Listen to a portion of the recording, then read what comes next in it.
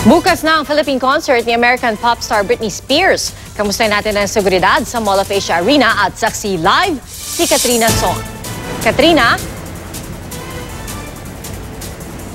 Pia, mas mahigpit na seguridad. Ito nga ang pangako ng PNP sa mga dadalo bukas ng concert ni Britney Spears. Iyan daw ay para hindi maulit ang nangyari sa concert ni Ariana Grande sa UK nitong Mayo.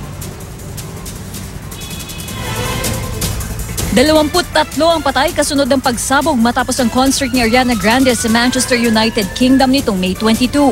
Mahigit 100 naman ang sugatan kabilang ang mahigit 20 kritikal. Para maiwasan yan, may 200 pulis daw ang ide-deploy sa Britney Spears concert sa Mall of Asia.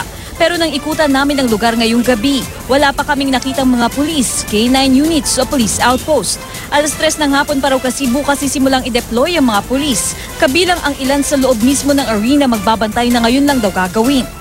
Yung mga matideploy sa loob na magdadala ng baril na sila yung mga mga shooters yan, mga members ng gun club. Bukas pa rin daw makikita ang mga roving policemen sa arena na bantay sarado mula sa labas at parking area. Sa mismong concert naman lalong mahigpit at may mga bawal pangang dalhin.